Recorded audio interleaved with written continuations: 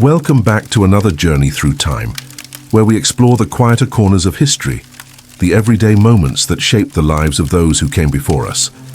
Tonight, we're stepping into a world that might assault your modern senses, medieval Europe, where the very concept of cleanliness carried meanings so different from our own that you might find yourself grateful for the simple luxury of your evening shower.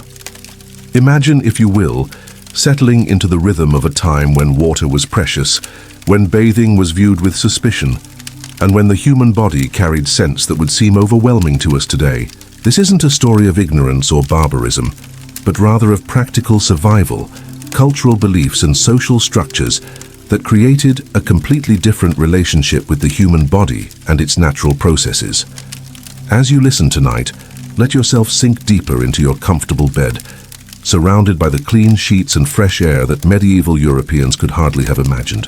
We'll walk together through muddy streets, peek into humble cottages, explore the mysterious world of public bathhouses, and discover the surprising sophistication hidden beneath what might seem like simple filth. The scents and textures we'll encounter tonight might seem foreign, even unpleasant, but they tell a story of resilience, of making do with what was available, and of finding dignity and even beauty in circumstances that challenge our modern assumptions about cleanliness and comfort. So, before you get comfortable, take a moment to like the video and subscribe, but only if you genuinely enjoy what I do here. And while you are settling in, drop a comment telling me where you're listening from and what time it is in your corner of the world. I love knowing that somewhere, someone in Tokyo is drifting off to tales of ancient scams, while someone else in Minneapolis is just starting their day with stories of historical foolishness. Now dim the lights. Settle deep in your pillow tonight. Let your breathing deeply of your clean, modern air. Let your muscles release their tension. Let your mind begin to wander. Let the past rise softly around you, like distant smoke on the steppes. And let's step back 7 centuries to discover why medieval Europeans smelled so bad, and why it made perfect sense to them. The year is 1290, and you're awakening not to the gentle chime of an alarm clock, but to the gradual lightening of a world lit only by fire and sun. Your bed isn't the soft mattress you know, but a rough wooden frame strung with rope, topped with a thin, straw-filled mattress that crackles with every movement. The straw, gathered months ago from the fields, has compressed and shifted, leaving lumps and valleys that your body has learned to navigate in sleep. You share this bed with your family, perhaps a spouse, children, maybe even a grandparent or unmarried sibling. Privacy is a luxury that doesn't exist in your one-room cottage, and the warmth of bodies pressed together is essential for survival through the cold English nights. Your skin feels sticky with the accumulated sweat of sleep, the result of heavy woolen clothing worn both day and night, bodies that rarely see full washing, and the shared heat of multiple people under coarse blankets. The air in your cottage is thick with the scent of humanity, not just unwashed bodies, but the accumulated odors of a space where all of life's functions occur in close proximity. Smoke from the central hearth has permeated every surface, mixing with the smell of yesterday's pottage, the mustiness of damp thatch overhead, and the earthier scents from the corner where the family's waste pot sits, waiting to be emptied. Rising from your bed, you reach for what serves as your morning ablution, a rough piece of linen, perhaps torn from a larger cloth that has served your family for years. There is no soap waiting for you, no basin of clean water. Instead, you perform what people of your time call a dry wash, rubbing the cloth against your skin to remove the most obvious dirt and oils, perhaps crushing a sprig of rosemary between your fingers to release its sharp, piney scent, and rubbing it against your wrists and neck. Water, you see, is both scarce and suspect in your world. The well in your village provides water for drinking, cooking, and the most essential cleaning, but it must be used sparingly. More troubling still, the learned men of your time warn that too much contact with water can be dangerous to your health. They speak of how water opens the pores, allowing evil humors and disease to enter the body. Better, they say, to keep the protective layer of natural oils and accumulated grime that serves as armor against illness. Your clothing tells its own story of medieval hygiene, or the lack thereof. The rough woolen tunic and hose you wear today are the same garments you've worn for weeks, perhaps months. Washing clothing is an enormous undertaking, requiring precious fuel to heat water. harsh lye soap that can damage the fabric, and days of drying that leave garments vulnerable to theft or weather. Instead, you brush off visible dirt, air your clothes occasionally, and hope that the herbs scattered in your clothing chest will keep the worst odors at bay. The rushes scattered across your cottage floor are supposed to absorb spills and odors, mixed with herbs like meadowsweet and mint to provide some freshness. But these rushes haven't been changed in months, and they now harbor decomposing food scraps, spilled ale, and worse.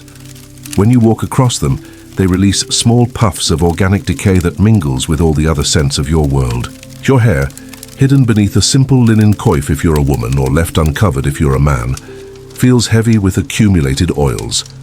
You might run a wooden comb through it once a week, picking out the larger debris and perhaps some of the lice that are constant companions to every person of your social class. These tiny creatures are so common that they're barely worth noticing. Everyone has them, from the poorest serf to the king himself.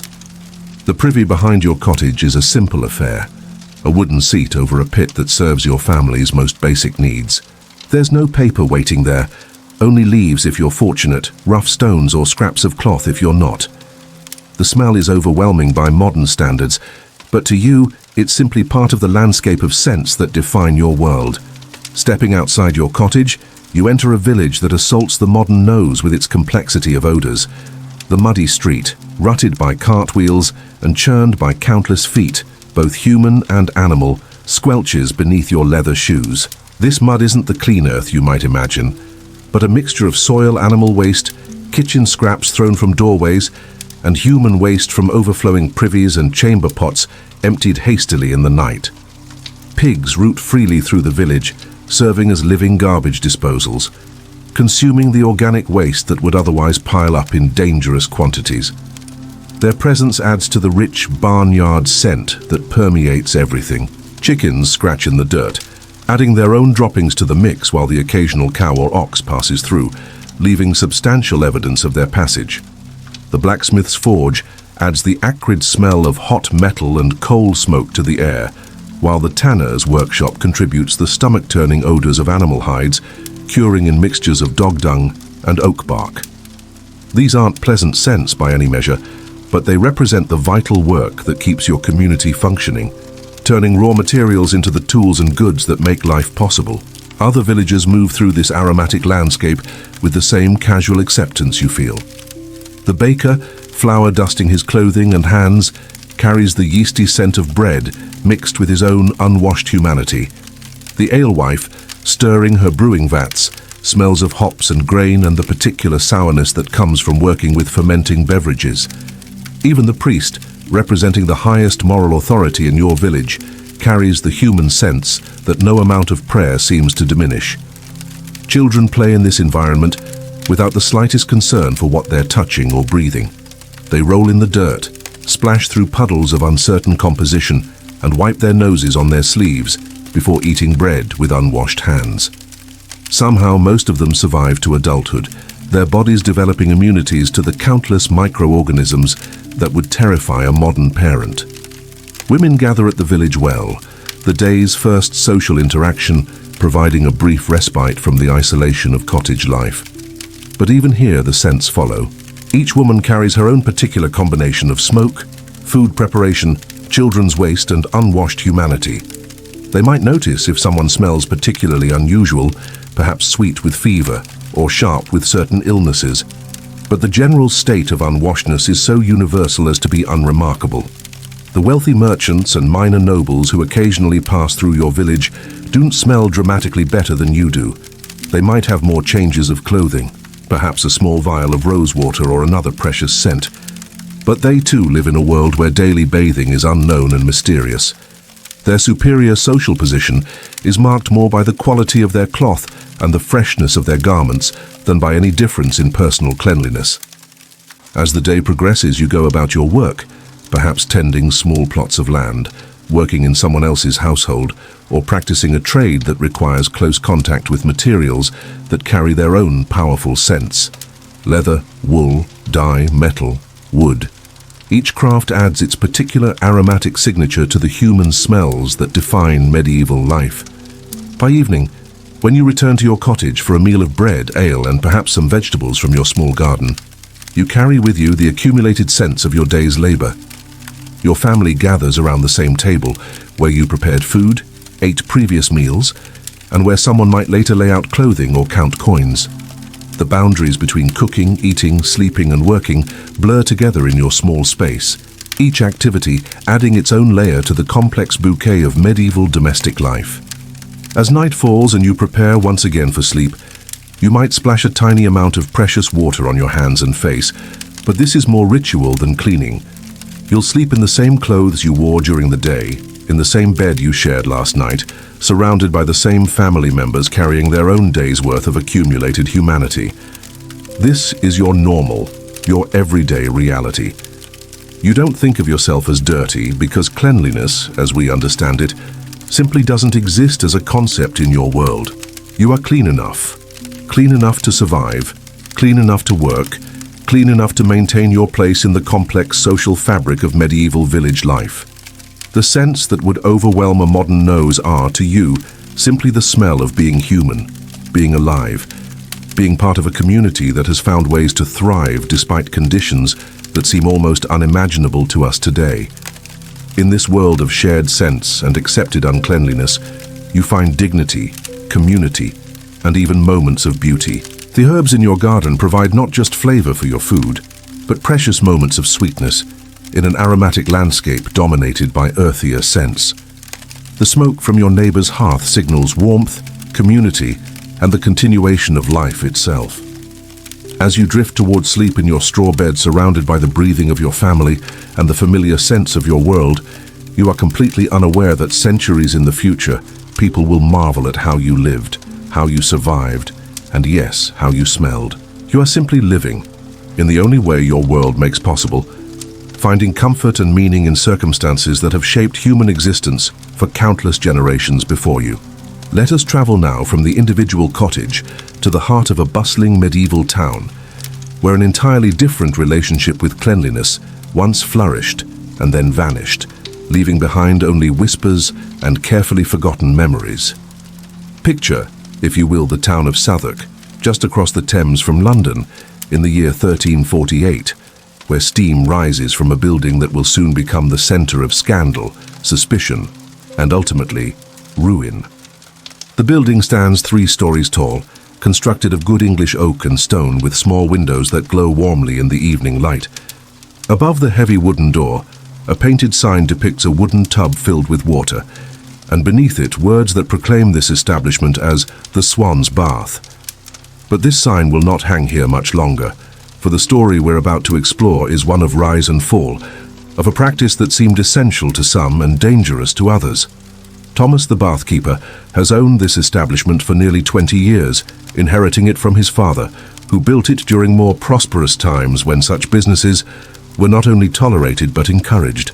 Thomas remembers when his bathhouse served merchants, craftsmen, pilgrims traveling to Canterbury, and even the occasional minor noble seeking the luxury of hot water and soap.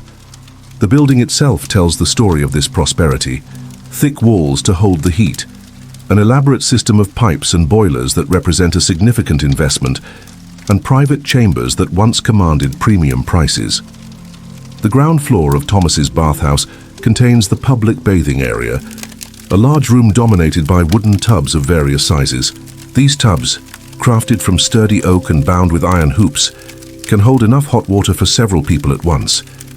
The floor is laid with stone to handle the constant moisture, sloping gently toward drains that carry the used water away from the building. Wooden benches line the walls, providing places for bathers to sit and rest between soaks, while hooks hold the rough linen towels that serve multiple patrons throughout the day. The air in this room is thick with steam and scented with the herbs that Thomas adds to the water. Lavender for its calming properties, rosemary for its sharp, clean scent, and sometimes mint or chamomile when he can afford such luxuries. The herbs serve a practical purpose beyond their pleasant aroma. They help mask the human odors that accumulate when multiple people share the same bathing water, water that might serve a dozen customers before being drained and replaced. Upstairs, Thomas maintains private rooms for customers willing to pay extra for solitude and discretion.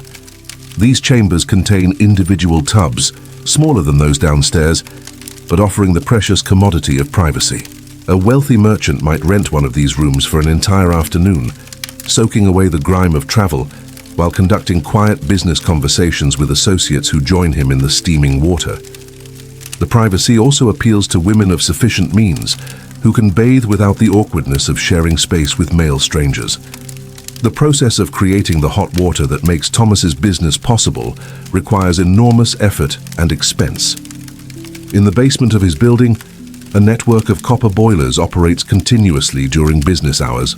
Young apprentices, their faces flushed red from the constant heat, feed wood into the fireboxes beneath these boilers, maintaining the steady temperatures needed to keep hundreds of gallons of water at the perfect bathing heat. The wood alone costs Thomas more each month than many people earn, but hot water is what distinguishes his establishment from the cold rivers and wells that serve most of the population. Thomas employs several bath attendants, men and women who help customers with the unfamiliar ritual of full-body bathing. These attendants, skilled in their unusual trade, know precisely how much herbs to add to each tub, how to test water temperature with their elbows, and how to assist bathers who might be overwhelmed by the experience of complete immersion. They carry wooden buckets for rinsing, provide rough soap made from animal fat and wood ash, and maintain the constant vigilance needed to prevent accidents in rooms filled with slippery surfaces and hot water. For many of Thomas's customers, visiting the bathhouse represents an almost mystical experience. Imagine John the Miller, whose daily work covers him in flour dust and grain chaff, lowering himself slowly into a tub of steaming water for the first time in months. The sensation is overwhelming. The heat penetrating muscles he didn't know were tense, the strange feeling of water flowing over skin accustomed to protective layers of grime, the unfamiliar lightness as accumulated dirt dissolves and floats away. John shares his tub with 3 other men, a baker, a carpenter, and a traveling tinker, all of them initially awkward in this unfamiliar environment. But as the heat soaks into their bones and the steam opens their pores, conversation begins to flow as easily as the water around them. They discuss their trades, their families, the price of grain, and the rumors that always circulate through medieval towns. The bathhouse becomes, for these few hours, a place of unexpected equality where social distinctions blur in the democratic vulnerability of nakedness. But not everyone views Thomas's establishment with such innocent eyes. Father Benedict, the parish priest, has begun to preach against the bathhouse in his Sunday sermons, warning his congregation about the moral dangers of nakedness and the suspicious intimacy of shared bathing. He speaks of the Roman baths, those dens of iniquity where Christians were corrupted by pagan practices, and suggests that anyone who strips naked in public has already taken the first step toward more serious sins. The priest's concerns are not entirely without foundation. The bathhouse does indeed serve as a place where conventional social boundaries break down, where merchants and craftsmen might find themselves in intimate conversation, where women and men occasionally glimpse each other in states of undress, and where the warm, relaxing atmosphere sometimes leads to friendships and alliances that bypass the normal channels of social introduction.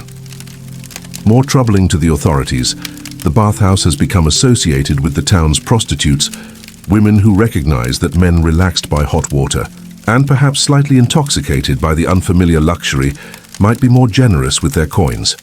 Thomas tries to discourage such activities, but the private rooms upstairs are difficult to monitor, and he cannot afford to turn away paying customers during increasingly difficult economic times. The year 1348 brings more than moral concerns to Thomas's door. Reports arrive of a terrible pestilence sweeping across Europe, a disease so virulent that entire towns are abandoned, so contagious that families flee from their own sick relatives.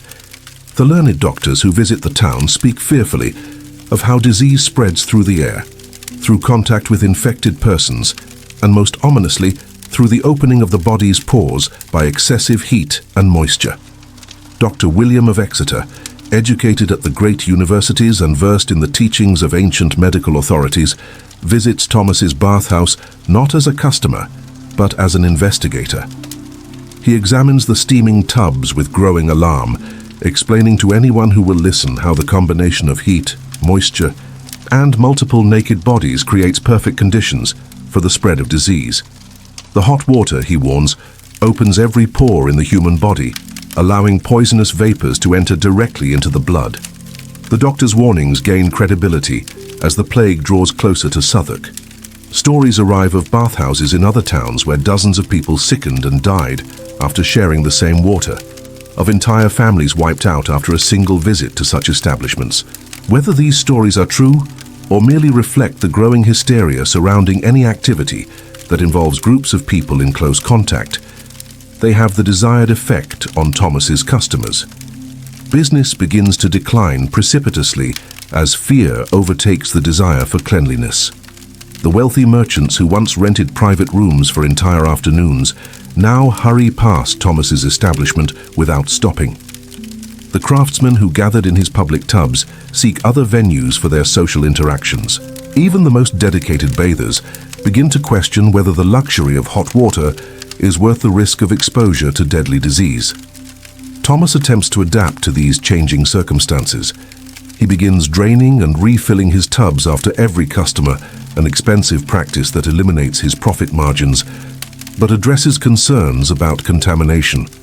He hangs bundles of protective herbs throughout his establishment, following the advice of those who claim certain plants can ward off disease.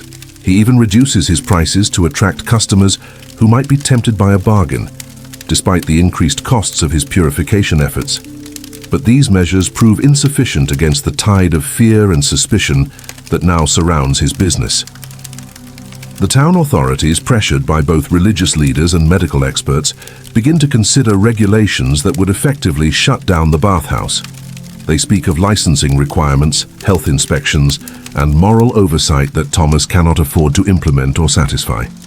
The final blow comes not from official action, but from public opinion. When the plague finally reaches Southwark, claiming its first victims in the autumn of 1348, rumors immediately connect these deaths to Thomas's bathhouse. Whether any of the victims actually visited his establishment matters less than the perception that they might have done so.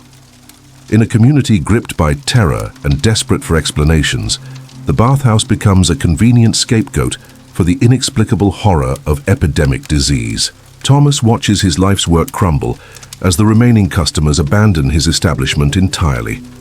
The apprentices who once tended his boilers seek employment elsewhere, leaving him unable to maintain the hot water that defines his business. The bath attendants, skilled in their specialized trade, find no other use for their knowledge as the entire concept of public bathing falls into disrepute. By the winter of 1348, Thomas's bathhouse stands empty, its tubs dry, its boilers cold. The building that once filled with the sounds of conversation, laughter and splashing water, now echoes only with the wind whistling through its shuttered windows. Thomas himself, financially ruined and socially ostracized, eventually abandons Southwark entirely, leaving behind only the empty shell of what was once a thriving business. But the story of the bathhouse doesn't end with Thomas's departure. The building, too expensive to demolish and too specialized to convert easily to other uses, stands as a monument to changing attitudes toward cleanliness and the human body.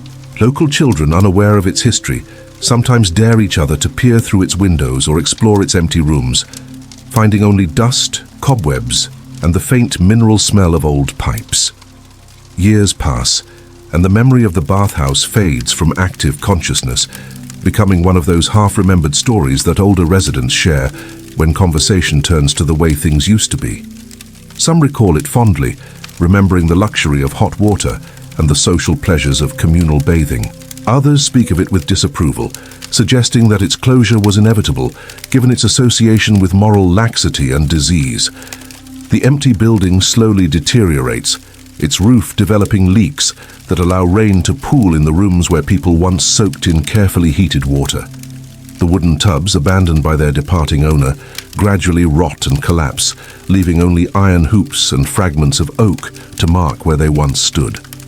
The elaborate system of pipes and boilers rusts into uselessness, no longer capable of delivering the hot water that made the entire enterprise possible.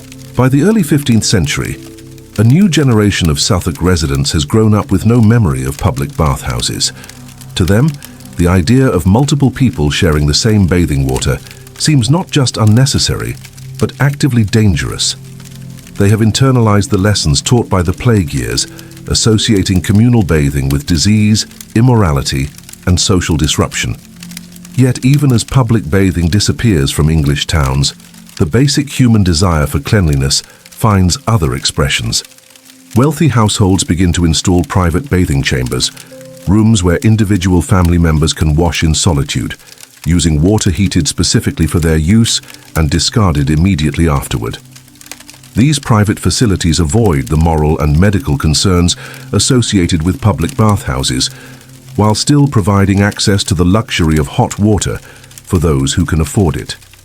The techniques and knowledge developed by bathhouse operators like Thomas don't disappear entirely either. Former bath attendants find employment in wealthy households, bringing their expertise in water heating, herb preparation, and bathing assistance to private employers. The recipes for soap, the methods for maintaining proper water temperature, and the understanding of how to create comfortable bathing environments survive in these domestic contexts, even as public bathhouses vanish from the urban landscape. As we leave behind the empty shell of Thomas's bathhouse, we can see how social attitudes toward cleanliness are never simply about hygiene, but always reflect deeper concerns about community, morality, and the proper relationship between individual bodies and social order. The bathhouse failed, not because it didn't serve a genuine need, but because it served that need in ways that ultimately conflicted with other social priorities. The warm water that once brought people together in shared relaxation came to symbolize dangerous intimacy. The democratic nakedness that briefly erased social distinctions came to represent moral chaos. The communal tubs that offered luxury to ordinary people came to embody the terrifying possibility of shared disease and death. In the silence of the abandoned bathhouse, we can hear the echoes of a different approach to cleanliness, one that prioritized community over privacy, shared experience over individual purity, and the luxury of hot water over the safety of social distance. It's an approach that medieval Europe ultimately rejected, but one that reminds us that our own assumptions about cleanliness and the body are not natural or inevitable, but rather the products of specific historical circumstances and cultural choices. The empty tubs, filled now only with dust and forgotten dreams, stand as monuments to the complexity of human attitudes toward the most basic aspects of daily life. In their silence, they speak to the eternal tension between our desire for comfort and our fear of contamination, our need for community and our demand for individual control, our appreciation for luxury and our suspicion of anything that seems too pleasurable to be entirely moral. Deep in the forests of northern France, where oak and beech trees filter the morning light into dancing patterns on the forest floor, a small workshop produces one of medieval Europe's most precious commodities. Here, in a clearing barely large enough for a cottage, a shed, and a small garden, Master Guillaume practices the ancient art of soap making, a craft so valuable, so carefully guarded, that its secrets pass only from father to son, master to apprentice, in whispered instructions and demonstrations, performed away from curious eyes. The workshop itself would seem unremarkable to a casual observer. Wooden walls blackened by smoke, a thatched roof that has seen better seasons, and windows covered with oiled cloth that admits light while keeping out the worst of the weather. But step inside, and you enter a world of precise measurements, carefully controlled temperatures, and chemical transformations that border on the magical for those who don't understand the processes involved. Guillaume inherited this workshop from his father, who learned the craft from his grandfather, who claimed to have discovered the secret during his travels to the lands beyond the Great Sea. Whether this family legend holds truth matters less than the undeniable fact that Guillaume produces soap of a quality that merchants will travel weeks to obtain, soap so fine that it commands prices comparable to spices or fine wine. The process begins with ash, but not just any ash will suffice. Guillaume gathers his raw materials with the discrimination of a master vintner selecting grapes. He prefers ash from hardwood trees, oak, beech, and ash itself, burned in his own carefully tended fires during the dry months of late summer. The wood must be seasoned for at least 2 years, free from rot or moisture that would contaminate the final product. Even the burning requires attention, Too hot a fire creates ash with the wrong chemical properties, while insufficient heat fails to reduce the wood to the fine white powder that forms the foundation of his craft. This ash, when mixed with water in precise proportions, that Guillaume measures not with instruments, but with the experienced eye of decades of practice, creates lye. A caustic solution so powerful that it can burn skin and eat through cloth if handled carelessly. Guillaume protects his hands with thick leather gloves, works in a well-ventilated area to avoid breathing the harsh vapors, and keeps buckets of clean water nearby to dilute any accidental spills. The lye must be tested for strength, using methods passed down through generations of soap makers. Guillaume drops fresh eggs into the solution. If they float with exactly the right portion above the surface, the lye has reached the proper concentration. Too weak, and the soap will never harden properly. Too strong, and it will be harsh enough to strip skin as well as dirt. The eggs that serve this testing purpose are never wasted. Once their chemical work is complete, they become part of Guillaume's evening meal. While the lye settles and clarifies, Guillaume prepares the second essential component of his soap, fat. But again, not just any fat will produce the quality for which his workshop has become renowned.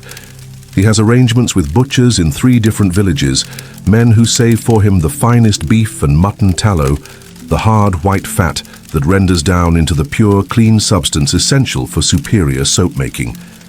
This fat must be processed with the same care as the lye. Guillaume renders it slowly in large iron cauldrons, heating it just enough to melt and purify without burning or developing the rancid odors that would contaminate his final product. The process fills his workshop with the rich, almost overwhelming scent of cooking meat. A smell so pervasive that it clings to his clothes, his hair, and even seems to penetrate the wooden walls of his building. As the fat melts and clarifies, Guillaume skims away impurities, bits of membrane, blood, and other organic matter that would spoil his soap if left to ferment. This skimming requires patience and attention. Rush the process. And weeks of work can be ruined by contamination that won't become apparent until the soap has already been sold and used by customers who will never return to purchase from a soap maker whose products fail to meet their expectations. The magical moment comes when Guillaume combines his carefully prepared lye with his purified fat. This is not a process that can be hurried or approximated. The temperature of both substances must be precisely right, hot enough to facilitate the chemical reaction that transforms 2 simple ingredients into something entirely new, but not so hot that the mixture seizes up or separates into unusable components. Guillaume pours the lye slowly into the fat, stirring constantly with a wooden paddle that has been worn smooth by years of use. The mixture begins to change almost immediately, thickening and taking on a consistency that experienced soap makers recognize as the signal that saponification, the chemical process that creates soap, has begun. This stirring continues for what seems like hours, Guillaume's arm moving in steady, rhythmic circles as he watches for the subtle changes in color and texture that indicate success or failure. The workshop fills with steam as the hot mixture releases moisture, and the scent changes from the individual odors of ash and fat to something new, the clean, slightly alkaline smell of forming soap. Guillaume adds his secret ingredients during this process, dried lavender flowers that he grows in his own garden, providing both fragrance and the pale purple specks that mark his soap as genuine, crushed rosemary that adds its sharp, piney scent and rumored medicinal properties, and sometimes, when he can afford such luxury, a few drops of precious rose oil traded from merchants who travel the routes to distant lands. The mixture must be stirred until it reaches trace, the point where a spoonful drizzled over the surface leaves a brief pattern before disappearing back into the mass. Achieving trace requires experience that cannot be taught through words alone. It's a feeling in the resistance of the paddle, a subtle change in the sound the mixture makes as it moves, a barely perceptible shift in how the light reflects from its surface. Once trace is achieved, Guillaume quickly pours the soap into wooden molds lined with clean linen cloth. These molds, carved from seasoned oak and fitted together with the precision of fine furniture, will shape his soap into bars that bear the distinctive marks of his workshop. The soap is still soft at this stage, warm to the touch, and pliable enough to take the impression of the wooden stamps that Guillaume presses into each bar, marking them with symbols that identify their maker and guarantee their quality. The newly molded soup must now undergo the slow process of saponification, completion, and curing. Guillaume covers the molds with woolen blankets, maintaining the warmth that allows the chemical transformation to continue even as the mixture begins to harden. Over the following days, he checks the soap regularly, looking for signs that the process is proceeding correctly. The gradual firming of the texture, the development of the characteristic pale color, and the absence of the liquid separation that would indicate failure. After a week in the molds, the soap has hardened enough to be removed and cut into individual bars. Guillaume performs this task with tools as precise as those used by any craftsman, sharp knives that slice cleanly through the semi-solid soap, creating bars of uniform size and weight that will command premium prices in the markets where they are sold. Each bar is stamped again with Guillaume's mark, then set aside to continue the curing process that will ultimately determine its quality and longevity. The curing room adjoins Guillaume's workshop, its walls lined with wooden shelves that hold hundreds of soap bars in various stages of completion. The newest bars, pale and still soft to the touch, occupy the lower shelves where Guillaume can monitor them most easily. As they age, moving through weeks and months of gradual hardening and chemical maturation, they're promoted to higher shelves, eventually reaching the top levels reserved for soap ready for sale. Properly cured soap represents months of patient waiting, during which the bars slowly lose excess moisture and complete the chemical processes that transform them from mere mixtures of lye and fat into the mild, effective cleansing agents that make Guillaume's reputation. The finest bars, those destined for the wealthiest customers, might cure for 6 months or more, becoming so hard and mild that they can be used on the most sensitive skin without irritation. But soap represents only one part of the medieval cleansing arsenal that Guillaume understands and produces. His workshop also creates other hygiene products that serve customers unable to afford true soap or seeking alternatives for specific purposes. He processes herbs into powders that can be rubbed into hair and scalp, providing both cleansing and pleasant scents. Crushed rosemary, dried lavender, powdered orris root, and other aromatic plants are carefully prepared and packaged in small linen bags that wealthy customers use to scent their clothing chests and provide alternatives to washing. Guillaume also produces what he calls washing balls, compressed mixtures of fine sand, crushed herbs, and small amounts of soap, formed into spheres that can be rubbed against skin or cloth to provide abrasive cleansing action. These washing balls serve customers who need more aggressive cleaning than soap alone can provide, particularly those whose work involves heavy soil or stubborn stains that resist gentler treatment. His knowledge extends to the preparation of dental care products as well, reflecting an understanding of hygiene that encompasses more than simple body washing. Guillaume creates tooth powders from crushed chalk, powdered sage, and salt, mixing them in proportions that provide effective cleaning without the excessive abrasiveness that could damage tooth enamel. He also prepares bundles of fresh twigs, hazel, oak, or fruitwood that serve as primitive toothbrushes, their fibrous ends softened by chewing and used to scrub teeth clean. The market for Guillaume's products extends far beyond his immediate region. Merchants arrive at his workshop from towns and cities hundreds of miles away, their wagons loaded with goods to trade for his soap and other cleansing products. These merchants understand that Guillaume's soap will command premium prices in distant markets, where customers who have experienced its quality will pay substantially more than the cost of inferior products. The economics of this trade reveal much about medieval attitudes toward cleanliness and the lengths to which people would go to obtain superior hygiene products. A single bar of Guillaume's finest soap might cost as much as a skilled craftsman earns in several days, making it accessible only to the wealthy or to those who view cleanliness as essential to their social or professional status. Merchants, physicians, and others whose work requires them to make favorable impressions on clients or customers represent Guillaume's primary market, people who understand that the expense of quality soap is justified by the social and economic advantages it provides. Yet Guillaume also produces simpler, less expensive soaps for customers of more modest means. These products, made with less expensive fats and fewer exotic ingredients, still provide effective cleansing at prices that craftsmen and prosperous farmers can occasionally afford.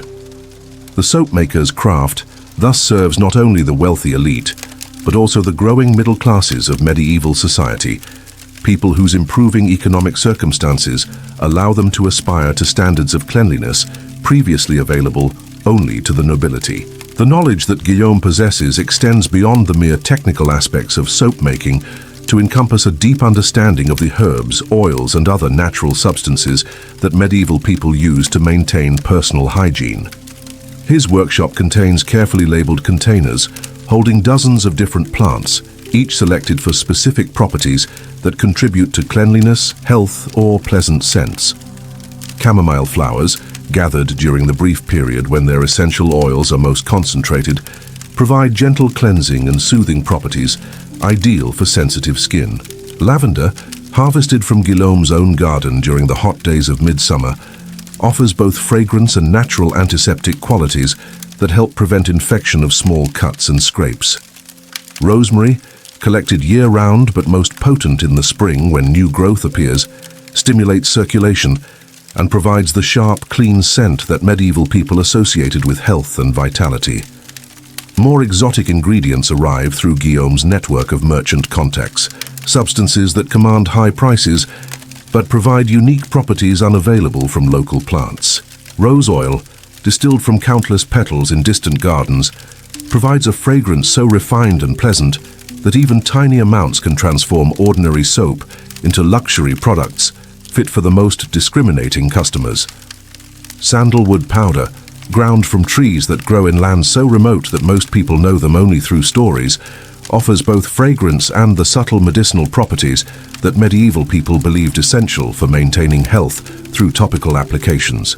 Guillaume's workshop also reveals the surprising sophistication of medieval understanding about the relationship between cleanliness and health. While medical theories of his time might seem primitive by modern standards, practical experience had taught craftsmen like Guillaume that certain substances were more effective than others at removing dirt, preventing infection, and maintaining the healthy condition of skin and hair. His soap recipes include ingredients specifically chosen for their antimicrobial properties, though Guillaume would not have used such modern terminology to describe their effects. Salt, added in small quantities to certain soap formulations, helps preserve the product and provides antiseptic benefits when the soap is used. Certain herbs, particularly those with strong essential oils, serve similar functions while adding pleasant scents that mask the less appealing odors of the soap-making process.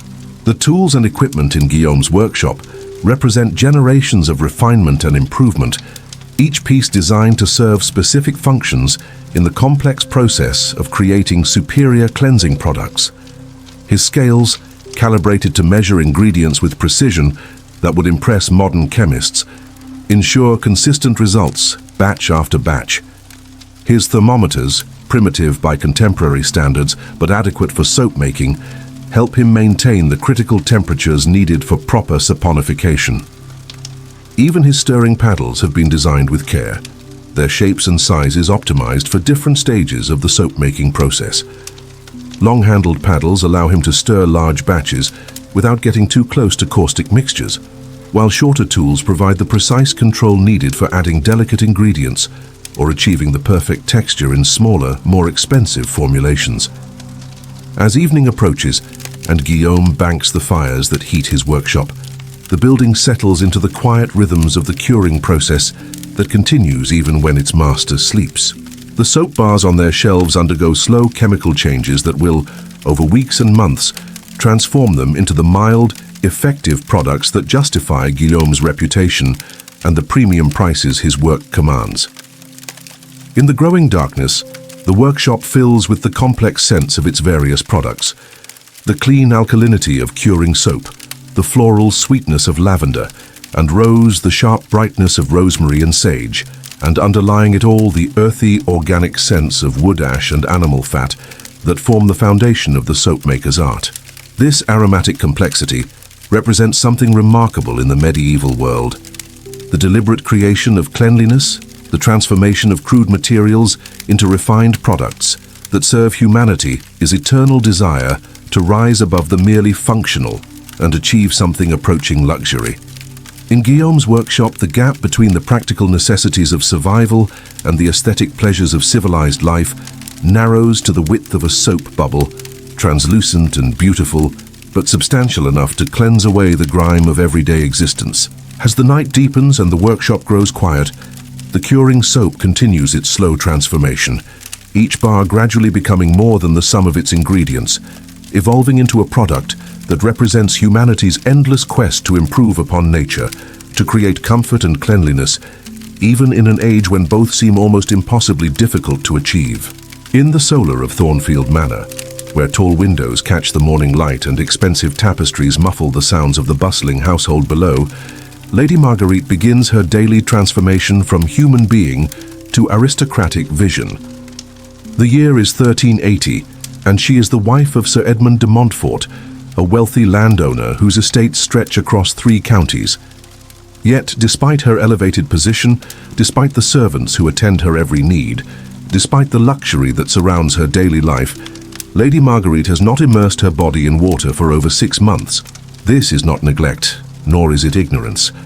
This is deliberate choice informed by the best medical advice of her time and reinforced by social customs that view frequent bathing as dangerous to health and suspicious in its implications.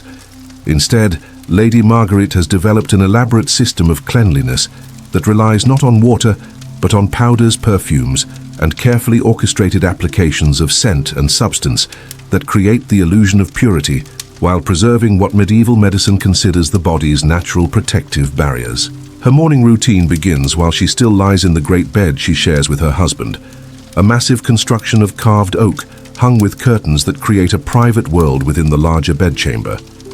Agnes, her personal maid, approaches with a silver basin filled not with water, but with fine powder made from crushed orris root, mixed with ground almonds and scented with dried rose petals. This powder, prepared by the manor's still-room maid according to recipes passed down through generations of noble families, will serve as the foundation of Lady Marguerite's daily purification. Agnes begins by sprinkling the scented powder onto a square of finest linen, then using this fragrant cloth to dust Lady Marguerite's face, neck, and hands. The powder absorbs the oils and moisture that have accumulated during the night, while the almonds provide gentle abrasion that removes dead skin and accumulated grime. The orris root, dried and powdered rhizome of the iris flower, contributes a sweet, violet-like scent that will linger on Lady Marguerite's skin throughout the day, masking any less pleasant human odors that might otherwise betray her unbathed state. The application of this powder requires skill and experience. Too much, and Lady Marguerite will appear artificially white, her skin chalky and obviously treated.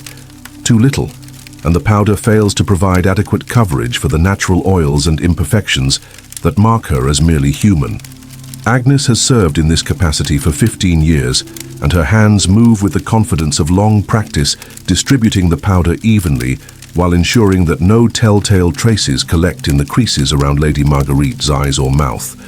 Next comes the selection of the day's clothing, a process that reveals another dimension of medieval aristocratic hygiene. Lady Marguerite owns more than a dozen linen chemises, the undergarments that lie closest to her skin and bear the primary responsibility for absorbing the oils, sweat, and other bodily secretions that would otherwise stain her expensive outer garments. These chemises, made from the finest linen and decorated with delicate embroidery, are changed daily, providing a form of cleanliness that relies on fresh fabric rather than washed skin. The chemise selected for today is particularly fine, its linen so closely woven that it feels almost like silk against the skin. The fabric has been stored in a chest lined with sachets of lavender, rosemary, and sweet herbs, giving it a fragrance that will complement the other scents Lady Marguerite will layer onto her body throughout the morning. The chemise fits closely, designed to wick moisture away from the skin while providing a barrier between Lady Marguerite's body and the wool and silk garments that will comprise her visible costume. Over the chemise goes a kirtle of deep blue wool, its rich color achieved through expensive dyes that mark Lady Marguerite's social position as clearly as any heraldic banner. The wool itself has been treated with herbs during the fulling process, giving it subtle scents of lavender and mint that will intensify as the fabric warms with body heat. The kirtle's sleeves are lined with silk, providing additional comfort while preventing the wool from directly contacting Lady Marguerite's skin. But it is in the application of perfumes and scented oils that Lady Marguerite's morning routine reaches its most elaborate heights. Her dressing table, a piece of furniture that would seem familiar to modern eyes, holds an array of small bottles, boxes and containers that represent a fortune in imported luxuries. Here are oils of rose and jasmine, carried by merchants across thousands of miles of dangerous territory. Here are powders of ground cinnamon and cloves, worth more per ounce than silver. Here are tiny vials of musk and ambergris, animal-derived scents so precious that they are measured in single drops. Agnes begins with rose oil, applying it to Lady Marguerite's wrists and throat with a glass rod so thin it seems likely to break at the slightest pressure. The oil, genuine essence of roses, rather than the cheaper imitations available to those of lesser means, provides a fragrance of stunning complexity and depth. But more than mere scent, the oil serves a medicinal purpose according to medieval understanding of health and hygiene. Rose oil is believed to balance the humors, strengthen the heart, and provide protection against disease-causing vapors that might otherwise penetrate the body through the skin. The application of perfumes follows strict rules that Lady Marguerite learned from her mother and grandmother, knowledge passed down through generations of noble women who understood that scent was not merely aesthetic, but functional. Different oils serve different purposes: rose for the heart and emotions, lavender for calm and mental clarity, jasmine for feminine health and fertility. The placement of these oils is equally important: wrists and throat for scents that will be noticed by others, temples for those intended to affect the wearer's own mood and health. Lady Marguerite's hands receive special attention, as they are the parts of her body most likely to be seen and touched by others throughout the day. Agnes rubs a paste made from ground almonds, honey, and rosewater into Lady Marguerite's palms and fingers, providing both cleansing and softening benefits. The almonds provide gentle abrasion that removes dead skin and accumulated grime, while the honey acts as a natural moisturizer, and the rosewater contributes both fragrance and the astringent properties that medieval medicine considered essential for maintaining healthy skin. The treatment of Lady Marguerite's hair represents another elaborate process that substitutes technique and materials for actual washing. Her hair, which has not been washed with water for months, receives daily attention designed to keep it clean, healthy, and attractively scented without the risks associated with water contact. Agnes begins by brushing Lady Marguerite's hair with a brush made from boar bristles, each stroke designed to distribute the natural oils from the scalp throughout the length of the hair, while removing dust debris and any small creatures that might have taken up residence. The brushing process continues for nearly an hour, a meditative routine that both women find relaxing and beneficial. As Agnes works, she periodically sprinkles powdered orris root into Lady Marguerite's hair, the fine powder absorbing excess oils while adding the sweet, violet-like scent that will complement the other fragrances of Lady Marguerite's toilette.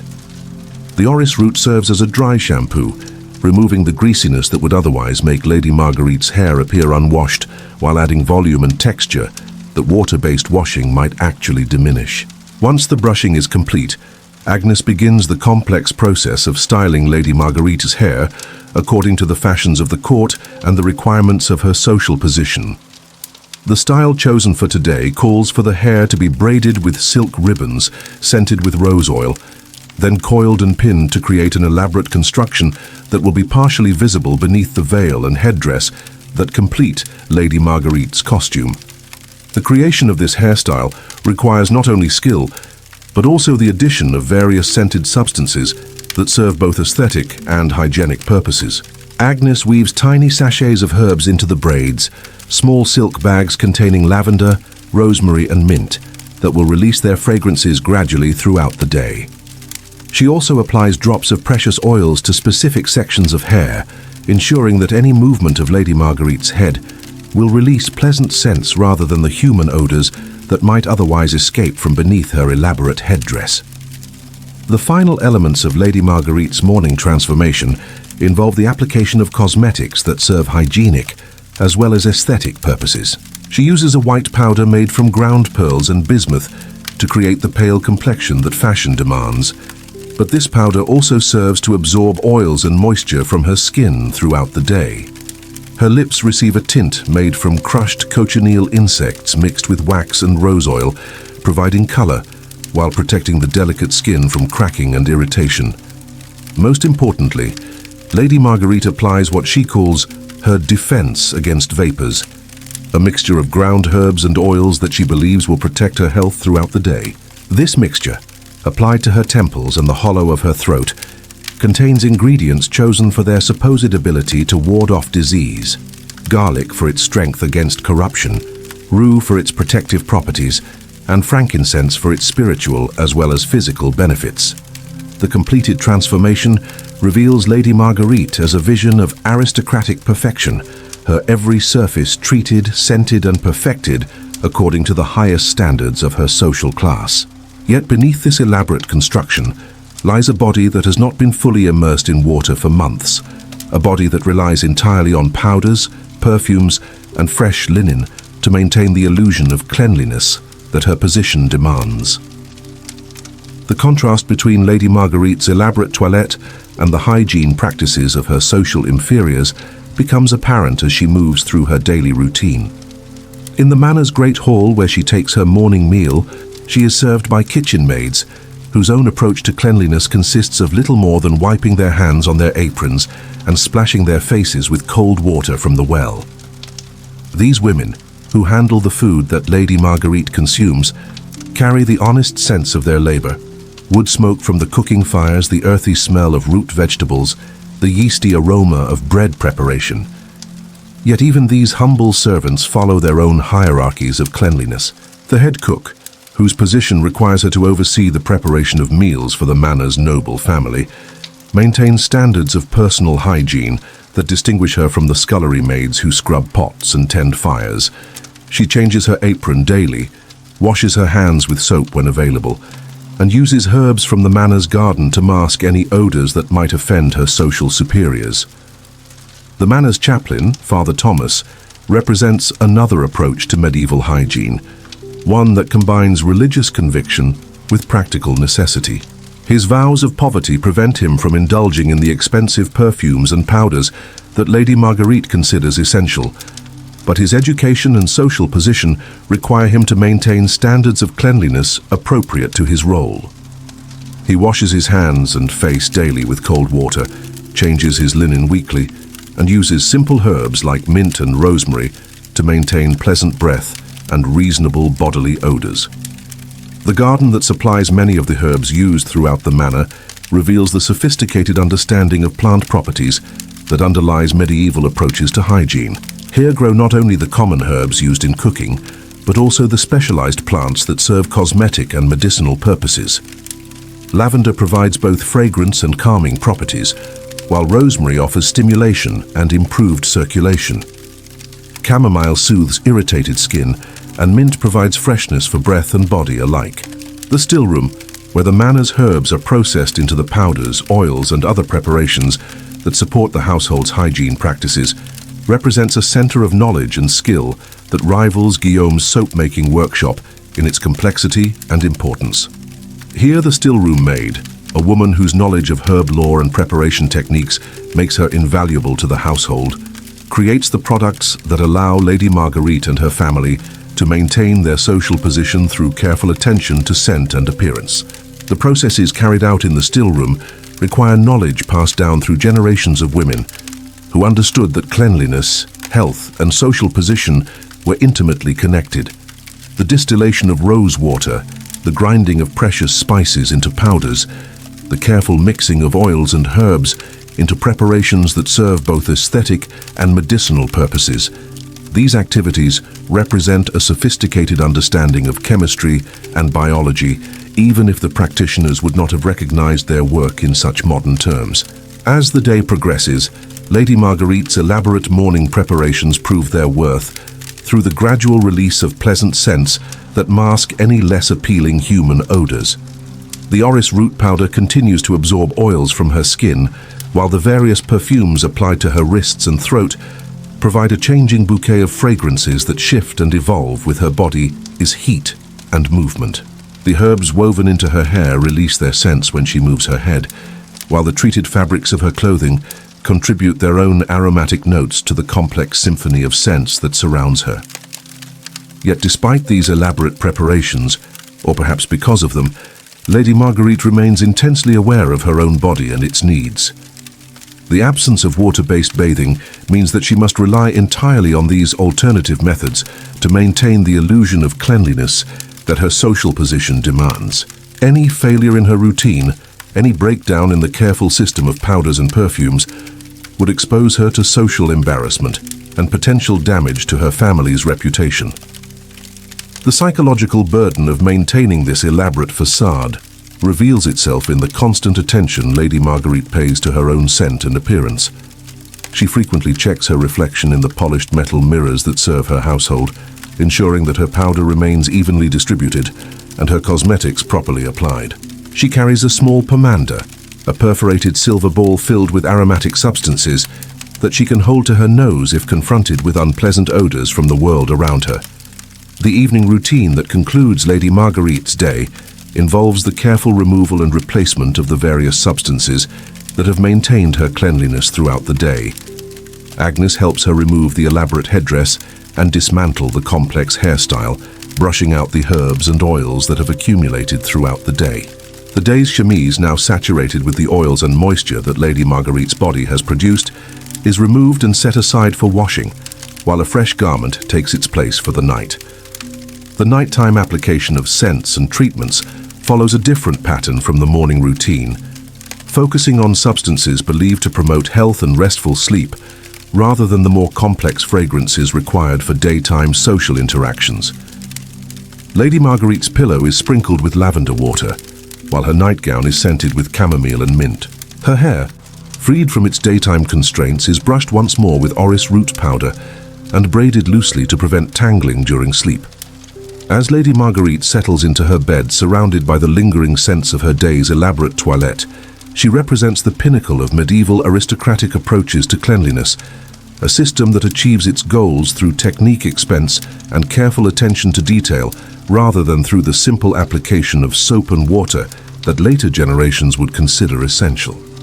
Her success in maintaining social position and personal comfort through these alternative methods demonstrates the sophistication and effectiveness of medieval hygiene practices, even as it reveals their fundamental dependence on wealth, leisure, and access to expensive materials.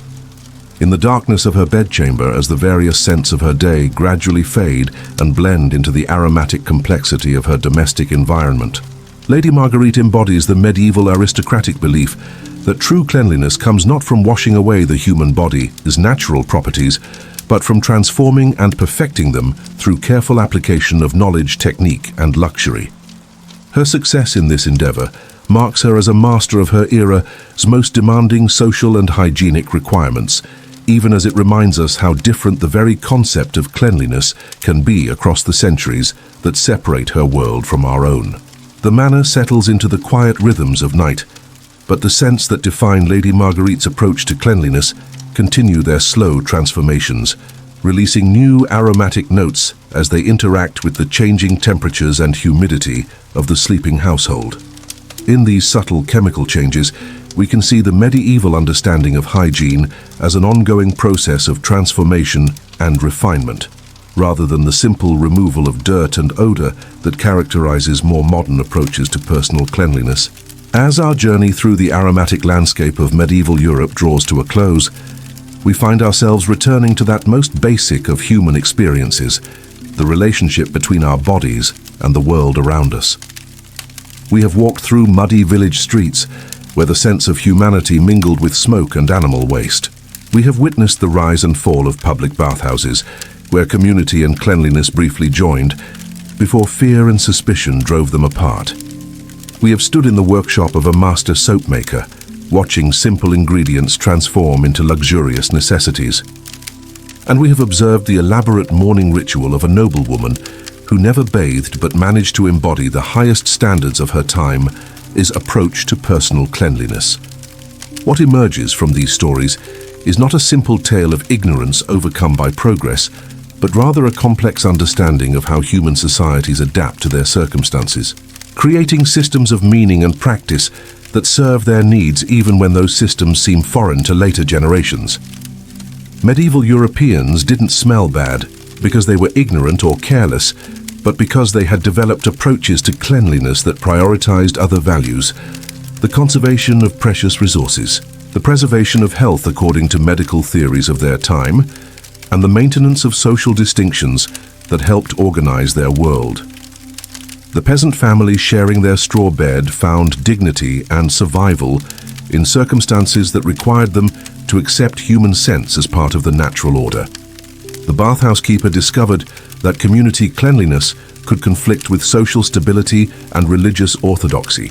The soap maker created luxury and refinement from the simplest materials, serving customers who understood that true cleanliness required not just technique, but significant expense. The noblewoman achieved the highest standards of her era's hygiene through elaborate rituals that substituted knowledge and luxury for the simple application of soap and water.